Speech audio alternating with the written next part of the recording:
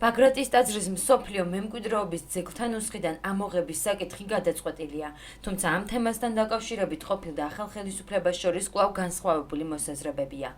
კულტურის მინისტრის პირველი მოადგილე, რომელიც იუნესკოს 37 სესიას ესწრება, აცხადებს, რომ შესაბამის რეზოლუციას კენჭი ეყარა, თუმცა რა ვადებში მოხდება მისი აღსრულება დაზუსტებული არ არის. კულტურული მემკვიდრეობის დაცვის ეროვნული სააგენტოს ყოფილი ხელმძღვანელი ნიკა ვაჩეიშვილი კი ამბობს, რომ კულტურის სამინისტროს ამ თვეების განმავლობაში სწორად რომ ემუშავა, შესაძლებელი იქნებოდა იუნესკოს ბაგრატზე უკეთესი რეზოლუცია მიეღო.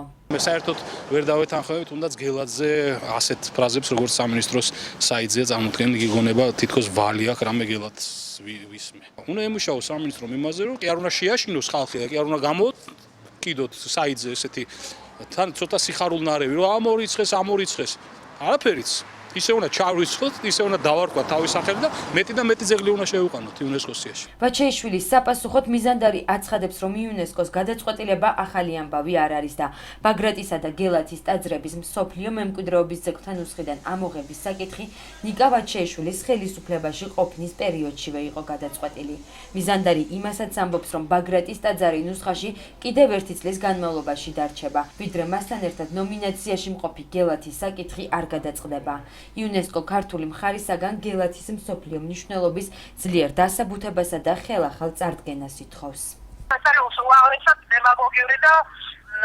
დემაგოგიური განცხადება, ან თავისთავად ვაკვებს, ან საზოგადოებას ორი ვარიანტია. თუკი ნიკა ვაჩეიშვილი ამას ამბობს, ძალიან სამწუხაროდ, რომ მან ყველაზე კარგად იცის ეს კონტექსტი და ეს სიტუაცია საკითხი გადაწყვეტილი და შეუქცევადი. ეს არის ნათქვამი გარკვეულად კაფიოს რეზოლუციაში. ბაგრატის ტაძრთან დაკავშირებით დღის ბოლოს კომენტარი გააკეთა საგარეო საქმეთა მინისტრმაც.